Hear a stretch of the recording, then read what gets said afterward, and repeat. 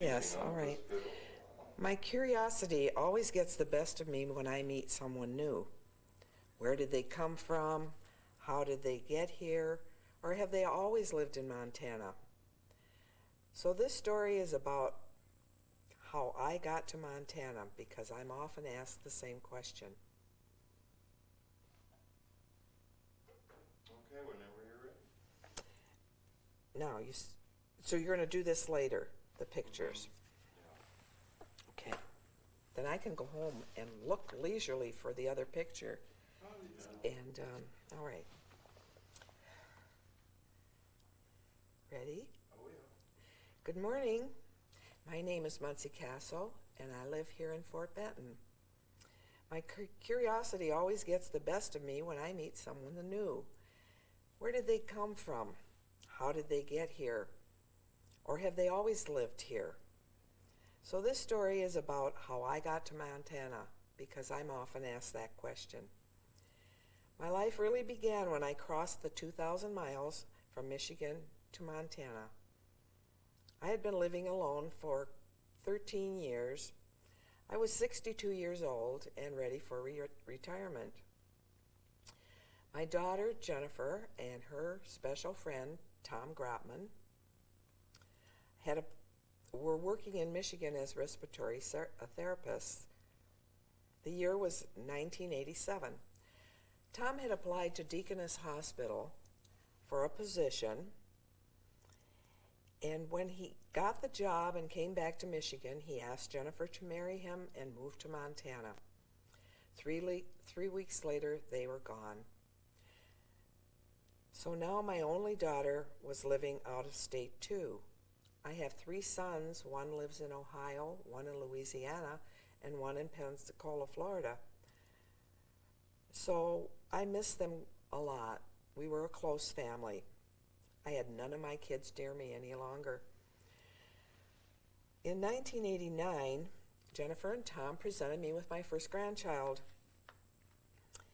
Then they did it again in 1991 with the birth of Brian. Ben was the first one. During this time period, I had been working for the American Lung Association, and I had 4 weeks vacation a year. 2 weeks I would come at Christmas, and 2 weeks I would come to Montana in the summer. And I fell in love with it immediately. In July of '92, Jennifer and Tom bought a new home. I came out to help them move. My assignment was to watch the 2 little ones while they did the heavy work. When it was time to leave, Jennifer told me, "I hate the look on your face when I have to take you to the airport." So I said, "How would you like it if I moved here?" They were both very supportive. Jen and Tom both were very excited that I might do that. So I went back to Michigan and I put my house up for sale. Sold it to the first couple that came, but unfortunately they had 2 large dogs, and the mobile home park would not let them bring the 2 dogs. A lap dog is okay, but not these 2 large dogs. So I continued to have open house every weekend and had a sign up in front and put ads in the paper. And long about November, when it got cold and the snow came, I decided to stop all of that and wait until spring. But late one night, about 10:30, the phone rang, and it was a woman who wanted to look at my house on Sunday. Well, I had previous plans, so I said to her, "Where are you?" And she said 5 miles away, and I said, "Well, why don't you come over right now?" So she did. She came over with her son, and they spent a little time looking around. She said, "May I come back on Sunday?" And I said, "All right, I'll arrange that I'll be here at 2 o'clock. So I was. She came over with her family, her mother, her sister, and her sister's boyfriend, who was a construction worker, and he went over that house with a fine-tooth comb. It was a cute little mobile home, double wide. I was on a little lake called Squirrel Lake, and I lived on Squirrel Road. And the house, I had turned the living room to face the little lake so that you had this lake view. And I had a little pedal boat and a little barn storage thing, and it was like a little dollhouse. And They just loved it. They went away, and 2 hours later, the doorbell rang, and here she was with cash in hand. Bought the house, no arguments, no about price or anything. And since I had arranged with the moving company to move when I had sold the house before, I called them up the next day, and they said, we'll be there in 2 weeks. I gave my notice at work, and then started packing.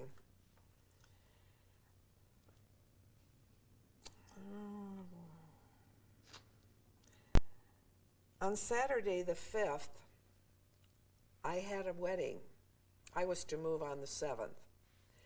I had a wedding to go to that I was supposed to stand up for this wedding, but because I was moving, I had to decline, but I had to attend it because it was one of my good friends. So here I have 8 ladies at the house helping me pack, and I go to the beauty shop and get my hair done and take off for this wedding. And then my sister was one of those, and her name is Pauline, and she stayed overnight and then helped me pack the next day. That day, 17 people came to help me move. Most of the people from work came because I promised them pizza and beer if they would pack 1 box for me. By that evening, everything was packed up. The next morning, the moving truck came, and they were off for Montana in about 4 hours. I took off then too and left Auburn Hills where I lived, and I went to my sister's house to sleep for the night. Got an early start the next morning at 6 o'clock, and I drove to Rockford, Illinois, where I had a dear friend, and stayed overnight with her. When I left her house the next morning, there was a terrible fog for about 2 hours. I had to drive very slowly and carefully, and then it finally dissipated. But what happened was the storm was coming in, and it followed me all the way to Montana. I can't remember at this point where I stayed the next night, but the following night I was in South Dakota, and I stayed at a high school girlfriend's house.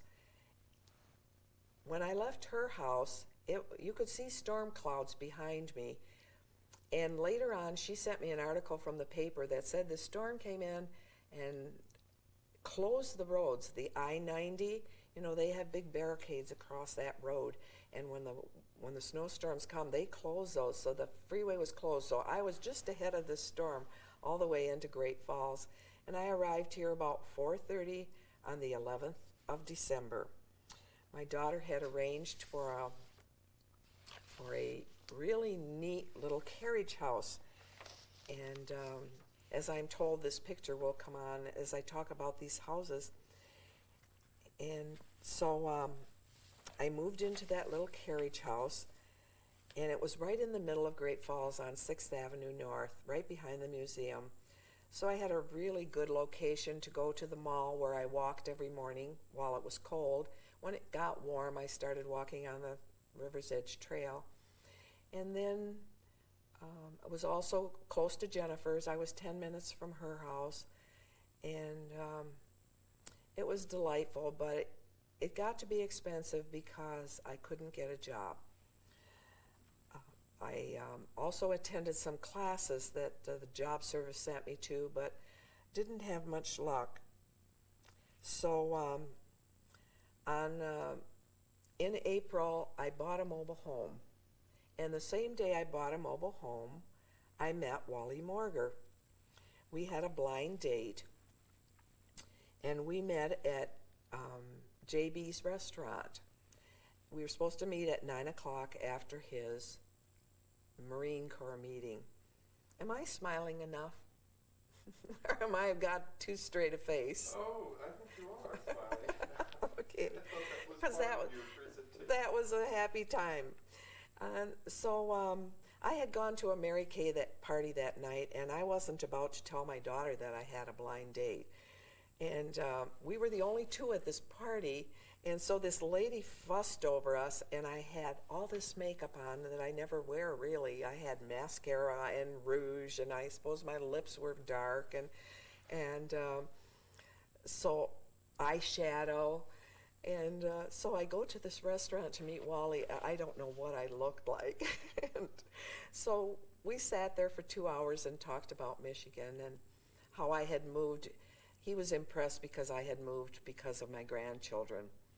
He has 9 children and he has a lot of grandchildren, but these were my only 2. And we also had something, we had a lot in common, but the other thing we had in common were rocks. He's a rock collector, and I happened to say, well, I've really only had experience twice with rocks in my life. When I was a kid, I loved rocks, and I lived on an alley, and so there was a big storm sewer there with a heavy metal top, and I used to take my dad's hammers and break these rocks so I could see the insides of them. And then later on in my life, we had friends with a cottage at Burt Lake in Michigan, and that's up near Petoskey. And so I collected 2 bushel baskets full of Petoskey stones. Those are fossil stones.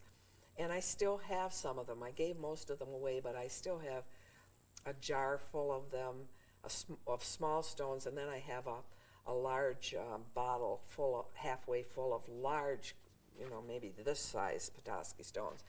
So later on, when he asked me to live at his house, which was coincidental, but he said that was my dowry, that I was bringing these rocks into the house. So we talked for 2 hours and found we had a lot in common. And so the ladies at school, I was going to school, taking these classes at this time, and they said, now be sure he doesn't follow you home. So I said, okay, I'll be careful. And so when we went outside, he said, where are you parked? And I said, well, I'm in the back. And he says, well, my car's over here on the side. He says, I have something for you. And I thought, uh-oh. But I did follow 10 steps behind him, and he opened the back door of his car, and he brought out this bouquet of flowers, wildflowers, that he had bought at the drugstore where he stopped just before meeting me. Well, I was so impressed with that I was hoping he'd call me, but when I went to school, to classes the next morning, I said to the ladies, I don't think he'll call me. He's too sophisticated for me. He always gets a laugh out of that statement. But he did call me the next day. And so we saw each other quite often in the next month. On Mother's Day, he came over with his daughter Valerie to introduce us, and he brought me another dozen yellow roses because he knew I liked them, and did that for me. It said, to my friend on Mother's Day.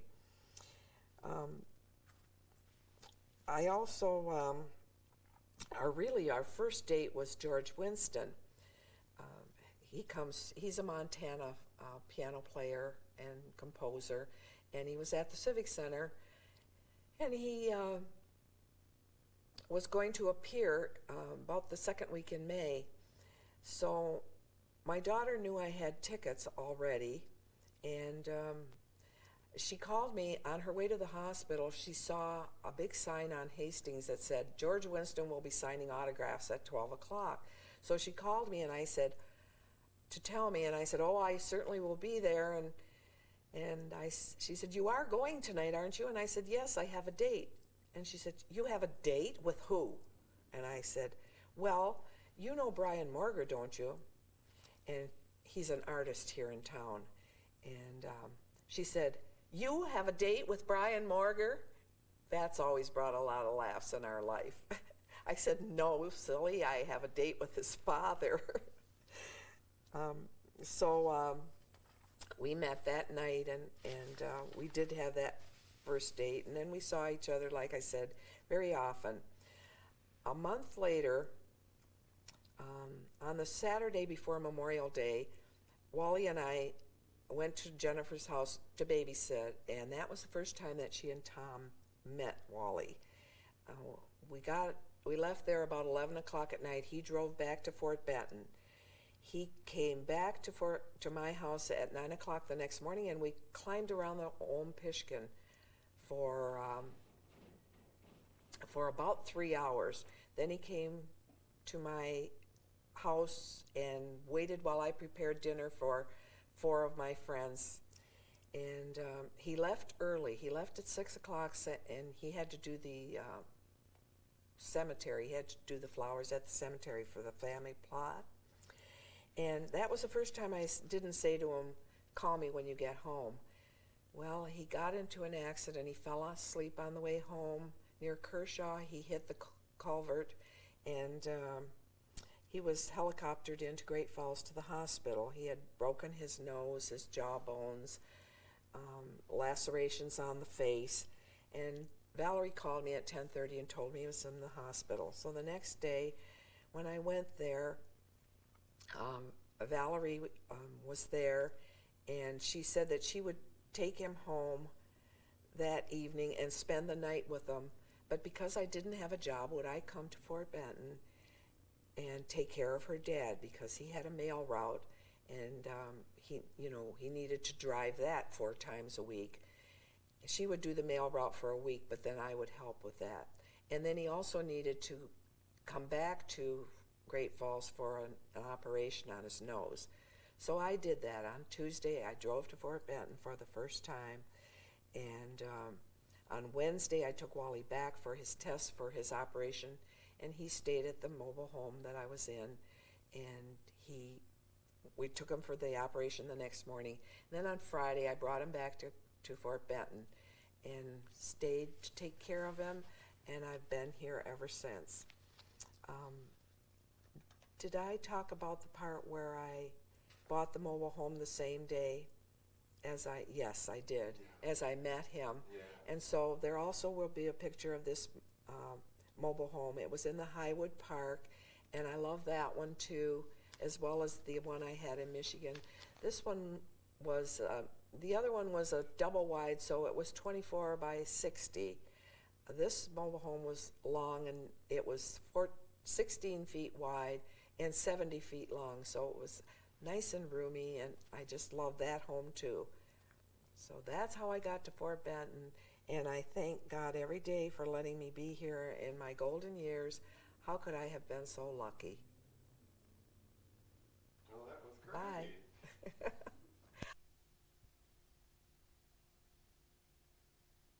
Oh, I don't think so. Can you turn that so he can see? Well, it's such a good idea for him to see. Oh. Against No, I just wanted to see once. Look at there. I do look old, don't I? Something Well, would fit we the mark. all look old. That's what I said to him when I came in. I said, "Where's the makeup artist?" Yeah, right. That's what I'd like to get one of those things where you click, where you say, click, the The yeah. platform thing. That's You it. agree? There you go. I mean, that's how we look. Okay. Oh, I know. I was talking to my mom. I saw her. She lives on Long Island. And I saw her last month. And she said, "Well, I look in the mirror. That's not who I am. I see." I know it's me, unfortunately. Little gray hairs. Yeah. Really? I think he looks wonderful for 77. 78, honey. 77. I'm Who's closer to- counting? I'm closer to 78 than I am to 77. Well, they say you completed that year when it's your birthday. So you're in your whatever. Yeah, there you go. Next year. No need to rush this thing. Yes. I think Okay. you're almost good to go. I'm going to I'm let in a gonna little go. more light. Okay. If you don't like it, he won't put it in. Yeah? Okay. Okay? All right, sweetheart. All right. You bet. Don't be nervous. No. I'll leave this, and I'm taking this. I'll leave your folder. Okay? You bet. All right. See you later, alligator. Sure. Thanks for doing your part. It was entertaining Oh, I hope and so. romantical. I hope Yeah. so. I told a couple anecdotes, about I have a date with, Brian Marger. Oh, did you do that one? You have Yes. a date with Brian Marger? That is a funny story. It is. Yeah. Bye. Bye-bye, sweetheart. Okay, whenever you want to start, it's going.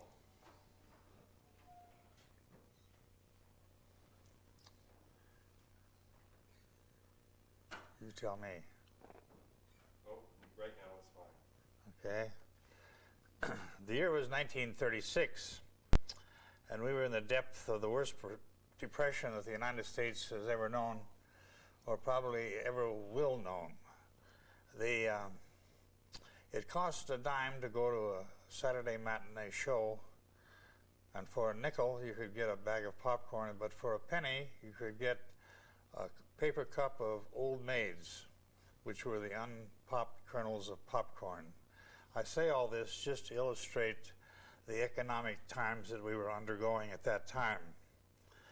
I was 13 years old and in the 7th grade, which just that year had been classified as the first year of junior high. I was physically active. I hiked, I ice skated and roller skated, and I swam in the summer, and I went out for all of the sports that the school offered. There were no swimming pools, and so the small streams around Fort Benton offered the only place that we could swim.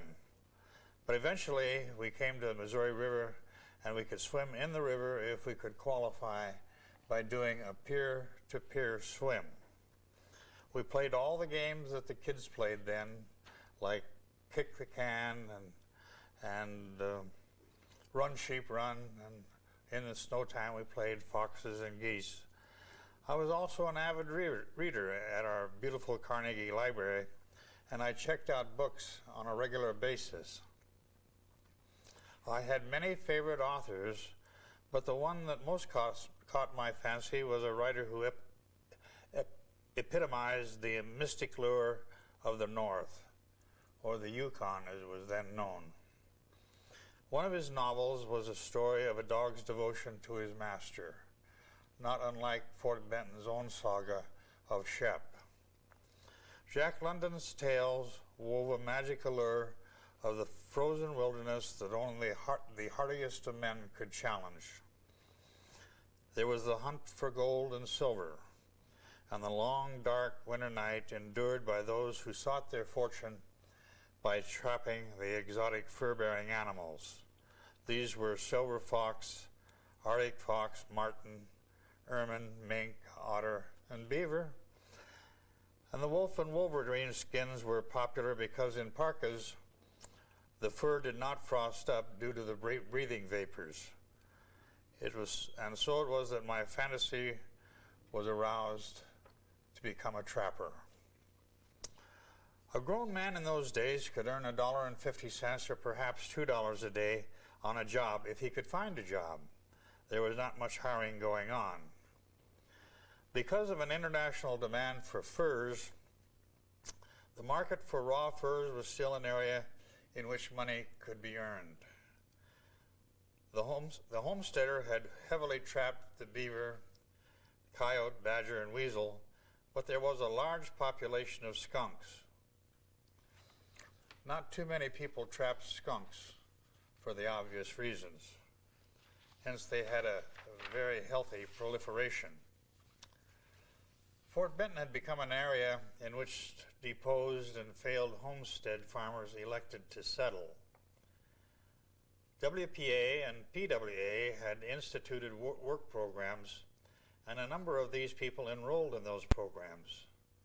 It was not a secure solution, but it did forestall moving, relocation, and also furnished a monthly allotment of groceries and also clothing. The groceries included things like flour, sugar, dried apples, figs, prunes, and occasionally they even gave clothing, including sheepskin coats.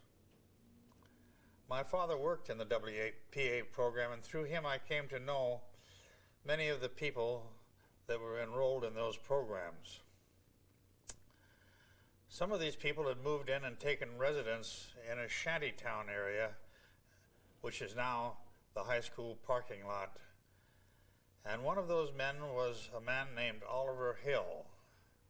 Oliver was a tall, lanky man with facial features very much resembling Abraham Lincoln.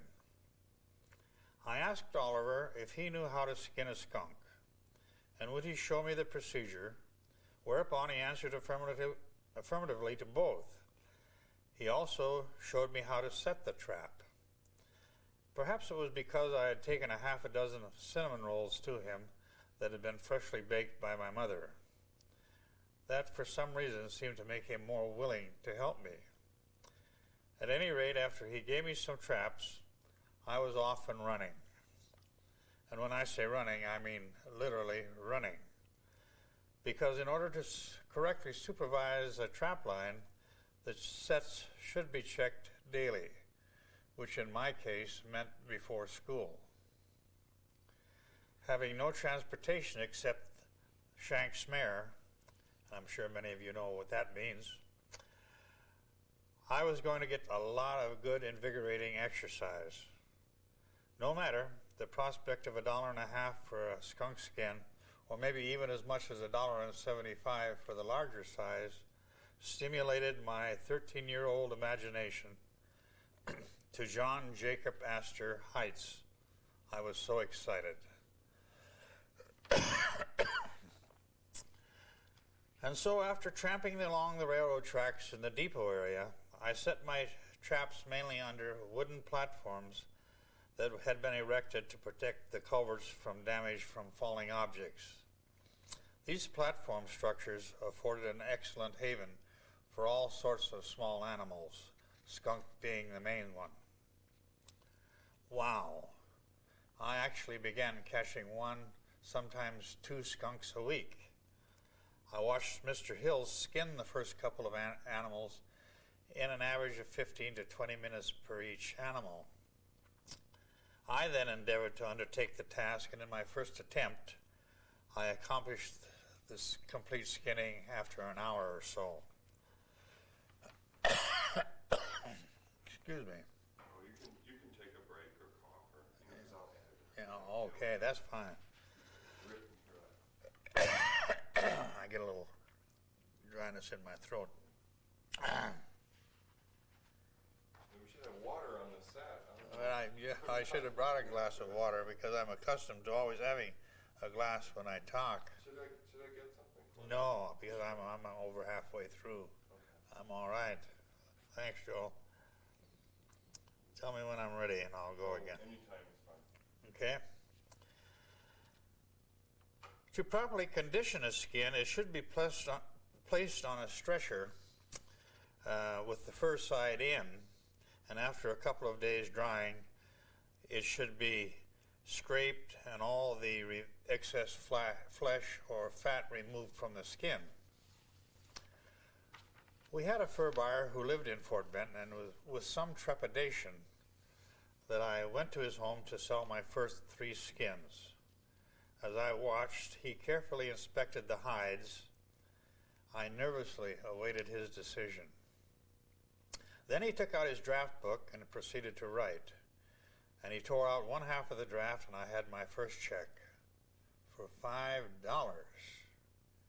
One of the hides had been a large one, which accounted for the larger check.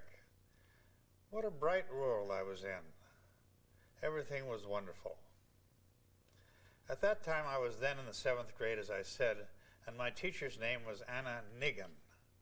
She was a stern-faced, large-boned lady, and I remember her with straight, pulled-back, black, gray hair, and she wore dark-rimmed glasses. She was a strict, not unfair disciplinarian, and we didn't act up much in her classroom. But, so with all good things, they must come to an end. I had gone to school on Monday morning after a weekend of hiking, trapping, and skinning my catch. I got there in the morning before the school began, and Miss Nagin passed my desk as I was diligently working on some lessons. Teachers in those days would walk up and down the aisles regularly. She stopped by my desk for a long interval, and finally she asked me, "Have you been around skunks, Wally?" My heart sank. and I know I must have blushed because my face felt hot. Naturally, in this suspended interval of time, I could hear my classmates snickering. With whatever composure I could muster, I told Miss Nagin that yes, I had been trapping skunks. Whereupon she said, I would suggest that you go home immediately and change your clothes. Now the snickering became outright laughter. And suddenly my euphoric dreams were fading.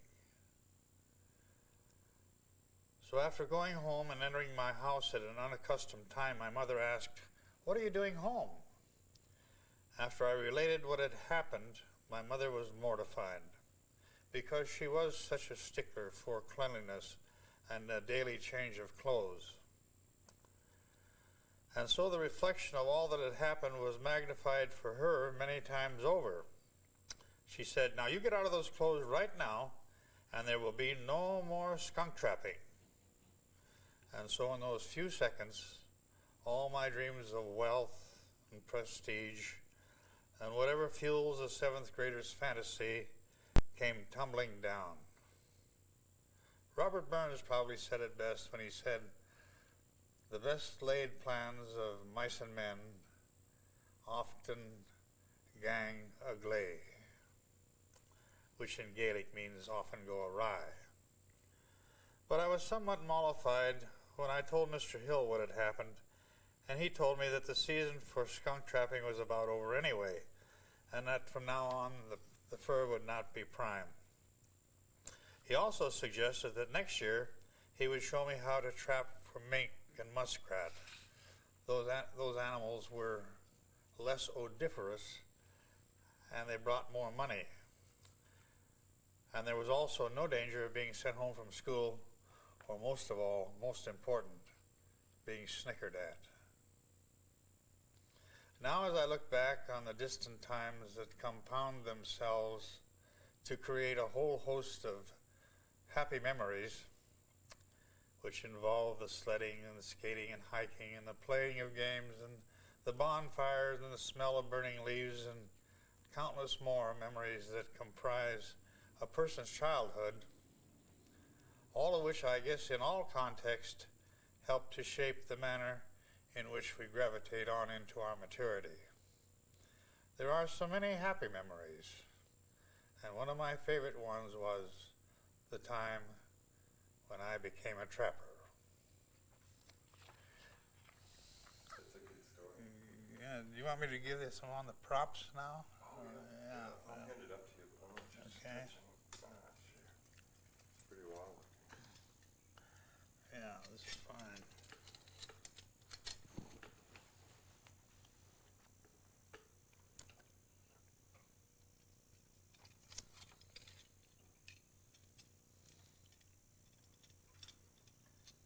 Yeah, I've got a good picture of them. I think I'll put the light on them a little bit. All right. You want to talk about it? Okay. These are two of the favorite traps and trap sizes that were used for animals like skunk or mink or some of the smaller animals like the weasel or the ermine. This one is a standard set, size 5, and they're manufactured by the Oneida Corporation in Pennsylvania. And this is the common trap that was used for most sets. This is about the same size trap, only a different variety. It's called a jump trap. It was established because it had the end spring, which when set and the animal would set the trap off, it would leap up and grab the animal with a higher leg set in securing and also making sure that the animal did not get away. And they come in different sizes, but this is the size used for the skunk, and I say muskrat and things like that. It's a little small for the beaver. The beaver is the same type of trap, only it's twice as large as this. And so this is the one that was prevalently used by me in setting my skunks. Probably the most important thing in the endeavor of being a trapper was a knife that almost every farmer, homesteader had, and it was this style knife. It had 3 blades. The larger blade here was the one that they used for their skinning process, and it was kept razor sharp.